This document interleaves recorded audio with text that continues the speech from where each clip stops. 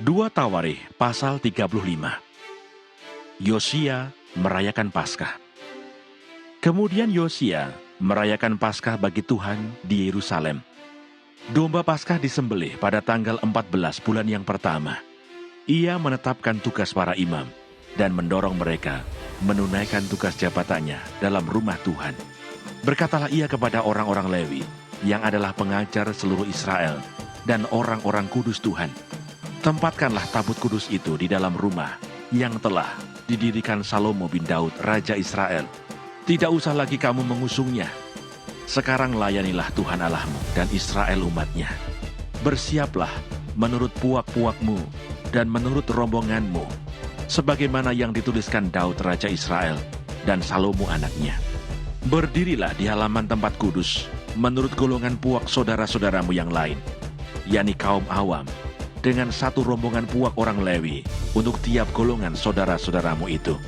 Sembelihlah domba Paskah, kuduskanlah dirimu, dan adakanlah persiapan bagi saudara-saudaramu, supaya dilakukan apa yang difirmankan Tuhan dengan perantaraan Musa.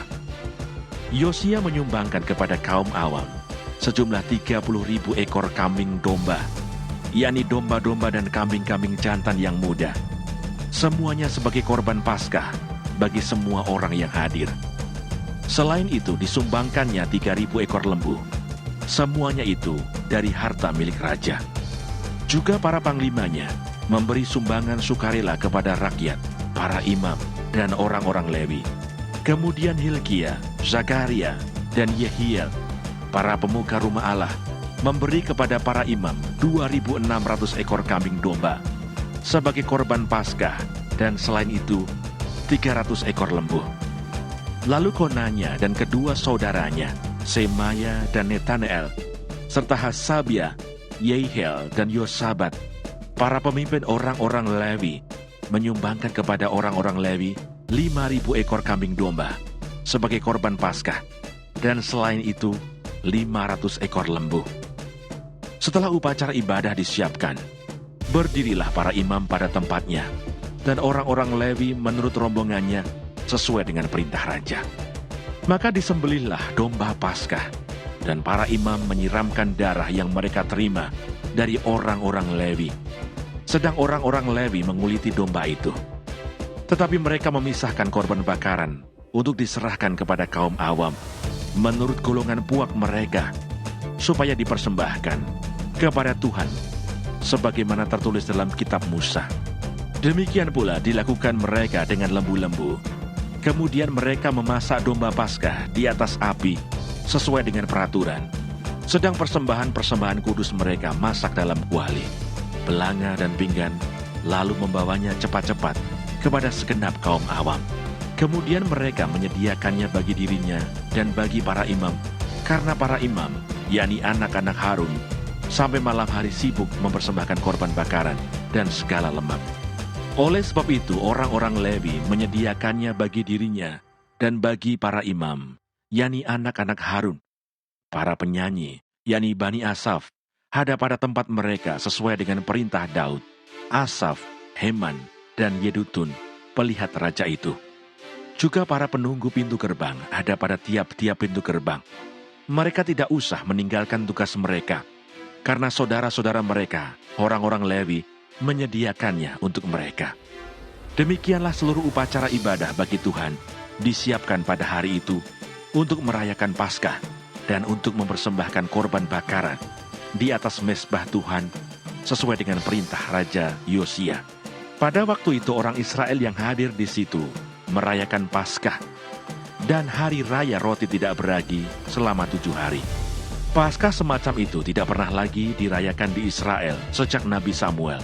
Seorang pun di antara raja-raja orang Israel tidak pernah merayakan Paskah seperti yang dirayakan Yosia dengan para imam dan orang-orang Lewi dengan seluruh orang Yehuda dan Israel yang dapat hadir dan dengan penduduk Yerusalem.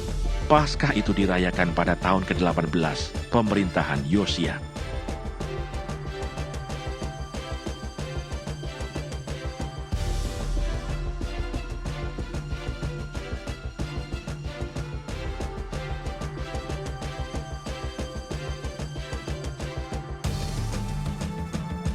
Yosia dibunuh oleh Neko.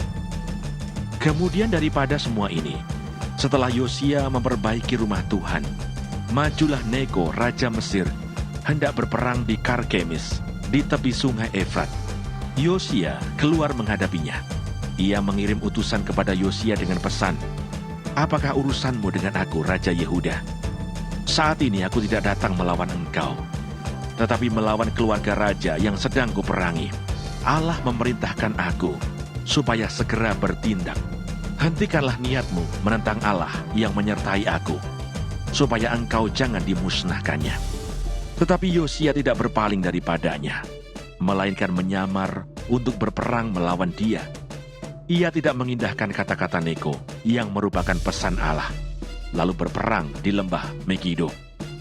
Maka pemanah-pemanah menembaki Raja Yosia, dan Raja berseru kepada orang-orangnya, "Bawa aku dari sini, karena aku luka parah." Orang-orangnya mengangkatnya dari keretanya, lalu mengangkutnya dengan kereta cadangannya, lalu membawanya ke Yerusalem. Kemudian matilah ia, lalu dikuburkan di pekuburan nenek moyangnya. Seluruh Yehuda dan Yerusalem berkabung karena Yosia. Yeremia membuat suatu syair ratapan mengenai Yosia. Dan sampai sekarang ini, semua penyanyi laki-laki dan penyanyi perempuan menyanyikan syair-syair ratapan mengenai Yosia. Dan mereka jadikan itu suatu kebiasaan di Israel. Semuanya itu tertulis dalam syair-syair ratapan. Selebihnya dari riwayat Yosia dan perbuatan-perbuatannya yang saleh, yang sesuai dengan yang ada tertulis dalam Taurat Tuhan, yakni riwayatnya dari awal sampai akhir. Sesungguhnya semuanya itu tertulis dalam kitab Raja-Raja Israel dan Yehuda.